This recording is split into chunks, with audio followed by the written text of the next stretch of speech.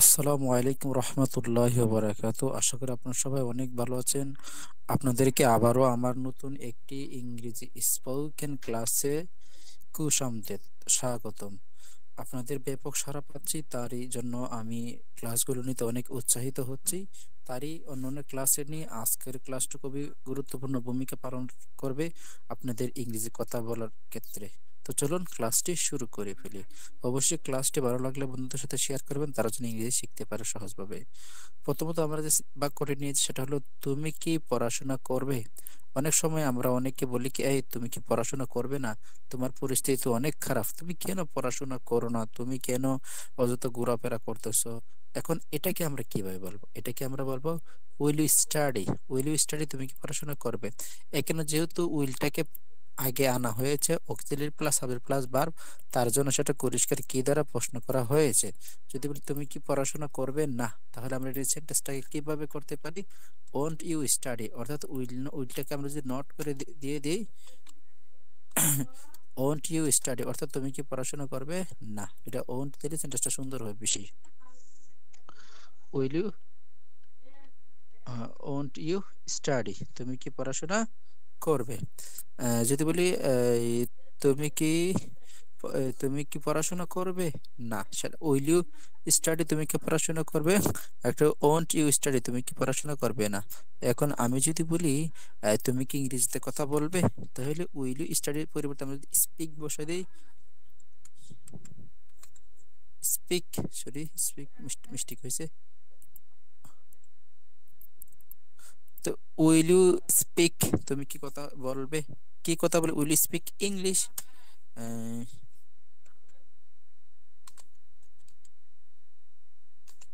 Will you speak English, তুমি কি ইংরেজিতে কথা বলবে। যদি বলি তুমি কি ফুটবল খেলবে, তার জাস্ট খালি আমি স্টাডি পরিবর্তে আমি যদি প্লে বসাই দিই, PLAY, play, will you play football, will you play football, তুমি কি ফুটবল খেলবে। যদি বলি তুমি কি ফেসবুক চালাবে, তাহলে বলে দিই এখানে স্টাডি পরিবর্তে U S use, will you use Facebook, তুমি কি ফেসবুক চালাবে। আশা করি আপনি এখানে অনেক সেন্টেন্স তৈরি করতে পারবেন এভাবে। জাস্ট খালি আপনাকে যদি বলি তুমি কি ফেসবুক চালাবে না, উইলটাকে নোট করে দেন, তাহলে কিন্তু সেন্টেন্স তৈরি হয়ে যাবে। অথবা আপনি এটা যদি প্রশ্নবোধক সেন্টেন্স করতে আরো যদি করতে চান, তাহলে আপনাকে সেটার উইলের পূর্বে আপনাকে ডাব্লিউএস কোয়েশ্চেন বসাতে হবে। যদি বলি তুমি কিভাবে ফেসবুক চালাবে, সেম টু সেম সেন্টেন্সটা আপনি যদি এখানে জাস্ট খালি হাউ বসে দেন, হাউ উইল ইউ এখানে সরি বড় হাতের হবে, এটা হবে ছোট হাতের।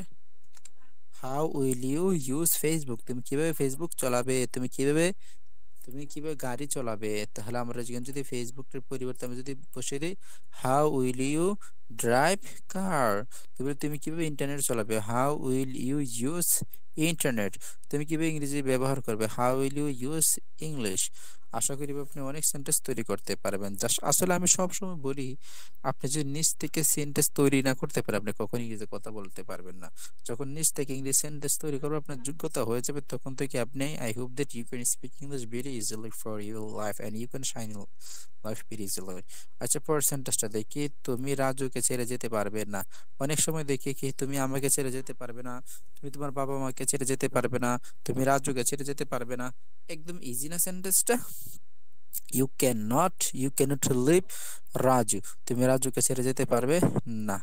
এখন আমরা যদি আরো সেন্টেন্স যদি এটাতে তৈরি করতে চাই, তাহলে কি করব? Very very easy. যদি তুমি রাজুকে ছেড়ে যেতে পারবে না, যদি বলি তুমি তোমার বাইকে ছেড়ে যেতে পারবে না, এখানে আপনার রাজুর পরিবর্তে ব্রাদার বসিয়ে দেন, তাহলে কিন্তু অনেক সেন্টেন্স তৈরি হয়ে যায়। তাহলে কি হয়, রাজুর পরিবর্তে ব্রাদার।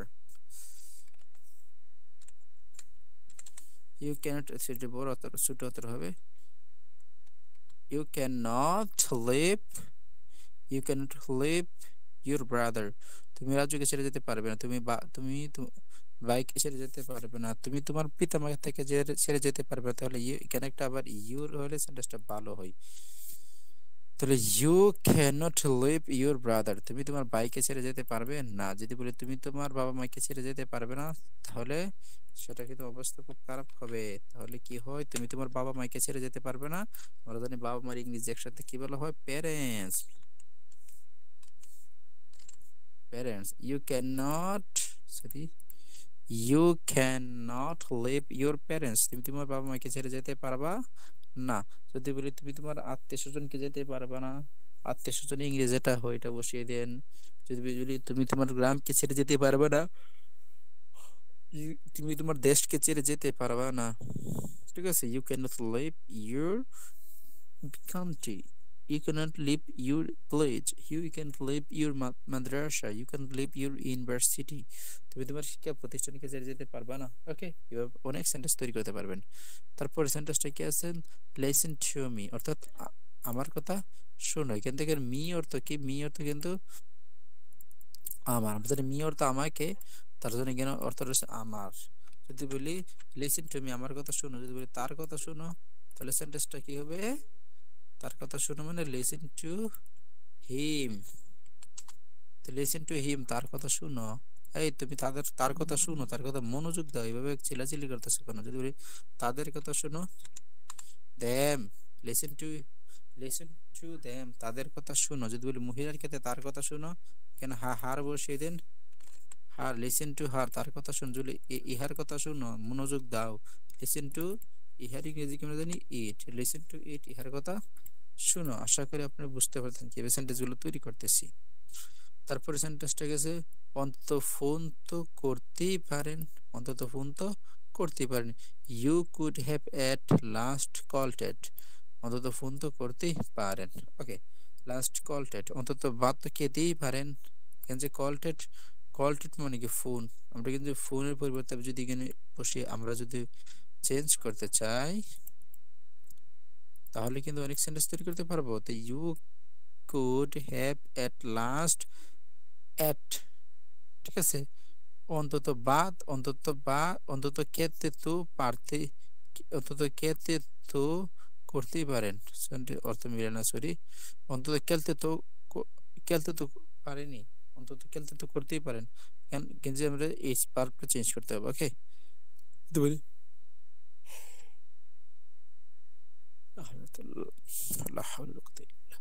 তারপরে সেন্টেন্সটা দেখুন, আপনি কি পারেন, আপনি কি পারেন, কুড ইউ হ্যাভ টু, আপনি আপনি কি পারেন, আপনি কি পারেন না, could not you have to. এখানে আপনি যে কুড আছে না, কোডটা নট বসে দিয়ে দিন, এখানে কিন্তু হ্যাভ কে বোঝাচ্ছে। তাহলে কি হয়ে যায়, could not you have to, আপনি কি পারেন না, আপনি কি যেতে পারেন, কুড এর একটা নট বসে দেন, could not you have,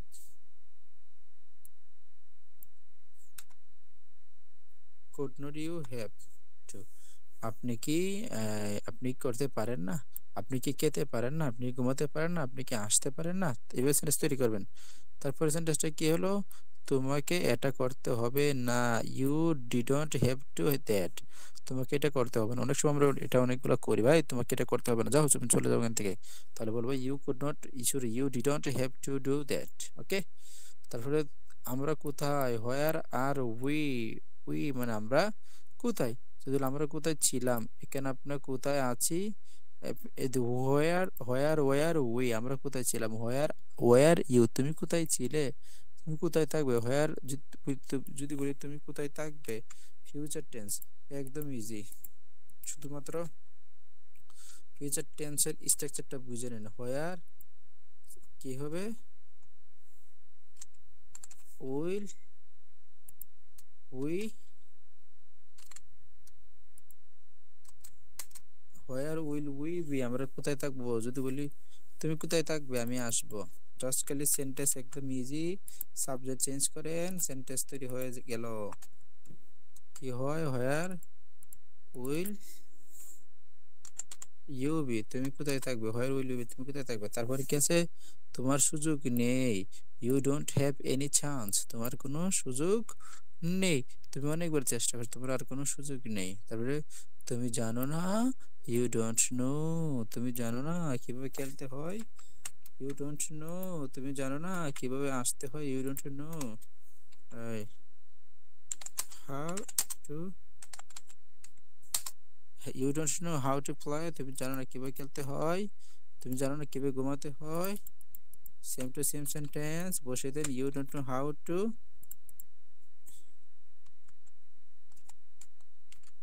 slip, you don't know how to sleep, তুমি জানো না কিভাবে ঘুমাতে হয়, তুমি জানো না কিভাবে নাচতে হয়, you don't know how to dance, তুমি কি জানো না কিভাবে ইংরেজিতে কথা বলতে হয়, you don't know how to speak English,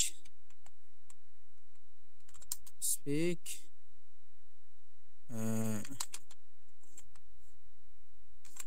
you sorry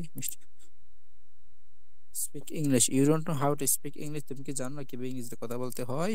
আশা করি ক্লাসটা আপনাদের অনেক অনেক উপকারে দিয়েছি ইংরেজিতে কথা বলার জন্য। অবশ্যই ক্লাসটা ভালো লাগলে ফেসবুক থেকে ফেসবুকটা ফলো করবেন, আর ইউটিউব থেকে দেখলে থাকলে ইউটিউবটা সাবস্ক্রাইব করবেন, তাহলে আমরা উৎসাহিত হবো আপনাদেরকে নতুন নতুন ভিডিও দেওয়ার জন্য। অবশ্যই আপনি মন্তব্য জানাবেন ক্লাসটি কেমন লাগছে। ভালো থাকবেন, সুস্থ থাকবেন। আসসালামু আলাইকুম রহমতুল্লাহি ওয়া বারাকাতুহু।